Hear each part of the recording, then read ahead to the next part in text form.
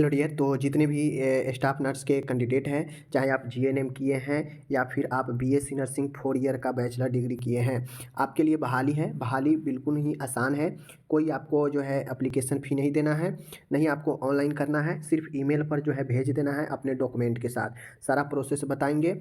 Patna AIIMS में बहाली है, ठीक है। स्टाफ नर्स के लिए बहाली है, ठीक है। और यह प्रोजेक्ट बेस्ड बहाली है। मैं आपको अभी ही बता देता हूँ, प्रोजेक्ट बेस्ड बहाली है। तो अगर आप अभी कोर्स करके बैठे हुए हैं, आपके किसी भी स्टेट का रजिस्ट्रेशन है, यह बिल्कुल चलेगा। ऐसा नहीं है कि बिहार का ही रजिस्ट्रेशन चाहिए, किसी भी स्टेट का रजिस्ट्रेशन आपके पास है तो आप इसमें भाग ले सकते हैं। और मैं आपको बता देता हूँ, सारा डिटेल्स बताऊँगा, कैसे जो है, कहाँ पे कैसे भेजना है एप्लीकेशन, और कब आपका जो है इंटरव्यू वगैरह होगा, कब जो है इसका सारा प्रोसेस होगा, ठीक है। चलिए, सबसे पहले नोटिफिकेशन डेट देखिए, 10/12 को यह डेट नोटिफिकेशन निकला है। यह इंपॉर्टेंट क्यों है, आगे आपको पता चल जाएगा। सबसे पहले इस चीज़ को समझिए कि यह प्रोजेक्ट बेस्ड बहाली है। क्या है? प्रोजेक्ट बेस्ड बहाली है। यह आपका बहाली परमानेंट नहीं है, ध्यान दीजिएगा।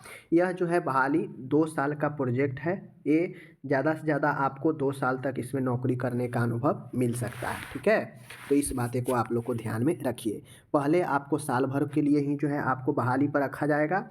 जैसे ही आपका साल भर कंप्लीट होगा, आपका काम को देखा जाएगा, रिव्यू किया जाएगा, और देन अगर सेटिस्फाइड होता है संस्था तो आपको 1 साल के लिए और बढ़ा दिया जाएगा। ओके, ये चीज़ें हो गया।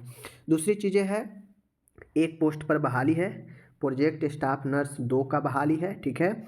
एक पोस्ट है और सैलरी जो है आपको 20,000 प्लस 18% एचआर मिलेगा। यानी कुल मिला के कहा जाए तो लगभग आपको 23,000 समथिंग जो है आपको पेमेंट मिलेगा। टोटली 20,000 और इसका 18% जो है लगभग आप लोग जोड़ सकते हैं, लगभग 3,000 से थोड़ा सा ऊपर, लगभग 23,000 के आसपास आपको पेमेंट मिलेगा। एज लिमिट की बात किया जाए तो 28 वर्ष तक ही आप इसमें भाग ले सकते हैं।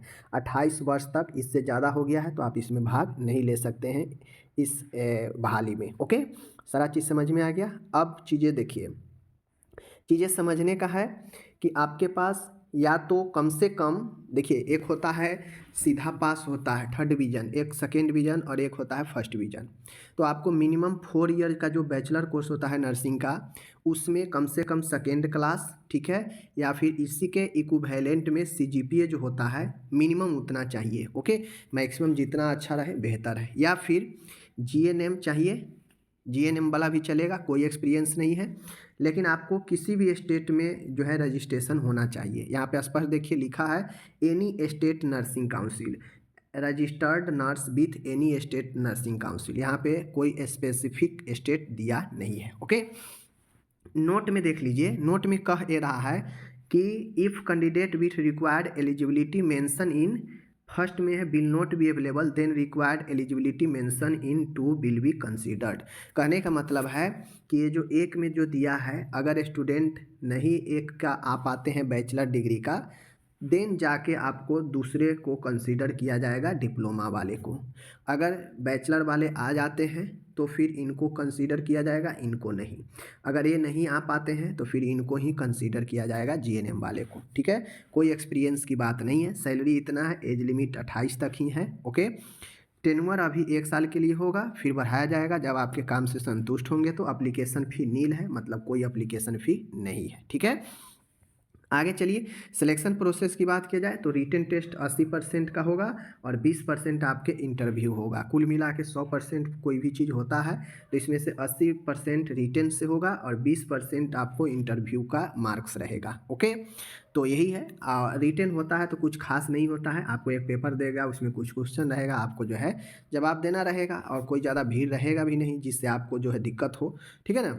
रही बात, मैं आपको फॉर्म जो है डिस्क्रिप्शन में लिंक दे दूंगा, इसी में आपको फॉर्म है, ये जब नोटिफिकेशन ओपन कीजिएगा तो इसी में जो है आपको लिंक रहेगा, क्या बोलते हैं, फॉर्म है। उस फॉर्म को फिल करके अच्छे से आपको सेंड करना है इस ईमेल पर और इस ईमेल पर, ठीक है। ध्यान से देखिए, एक ईमेल पर भेजिएगा तो आपको नहीं लेगा, दोनों ईमेल पर भेजना है, इस पे भी और इस पे भी भेजना है। दोनों ईमेल पर आपको स्पष्ट देखिए लिखा हुआ है, must be sent on both email ID in one mail note separately. मतलब आपको एक मेल में आपको अलग अलग नहीं भेजना है, आपको दोनों ईमेल पर जो है अटैच कर भेज देना है, ठीक है। दोनों ईमेल आप लोग सेंट वाला में लिखते हैं ना, टू में आपको ये भी ईमेल लिखना है और ये भी ईमेल लिखना है, और तब जाके जो है आपको भेज देना है, ठीक है। लास्ट डेट जो होने वाला है 15 दिन होने वाला है, डेट ऑफ एडवर्टीजमेंट।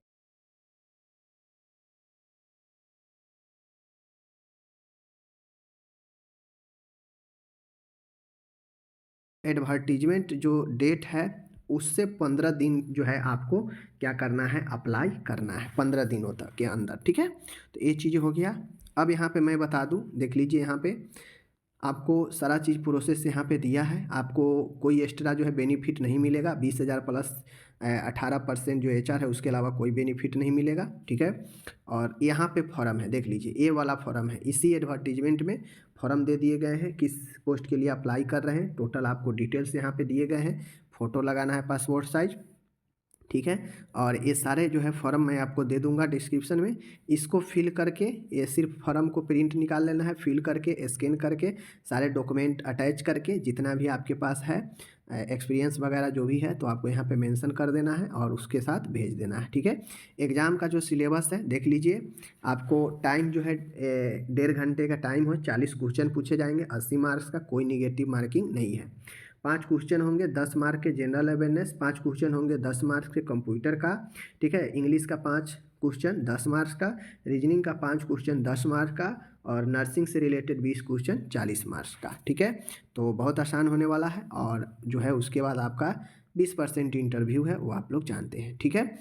दूसरी चीज़ें मैं आपको बता देता हूँ कि आपको रेगुलर एम्स पटना का रिक्रूटमेंट सेक्शन जाकर विजिट करते रहना है, क्योंकि आपके सारे चीज़ जो है किनका आगे एग्ज़ाम होने वाला है, किनको चयन किया गया है एग्ज़ाम के लिए, वो इसी वेबसाइट पर लिस्ट डाला जाएगा। ईमेल पर आपको कोई मैसेज वगैरह नहीं जाएगा, कोई जो है इन्फॉर्मेशन नहीं जाएगा आपके एग्ज़ाम के लिए या इंटरव्यू के लिए। वो आपको वेबसाइट पर रेगुलर आकर विजिट करते रहना होगा कि कब जो है इसका क्या होगा। वैसे आप हमसे जुड़ते हैं तो मैं आपको बता दूंगा जब भी इसका इन्फॉर्मेशन कोई आएगा एग्ज़ाम वगैरह के रिलेटेड, एम्स पटना जो ये एप्लीकेशन भरा रहा है, ओके।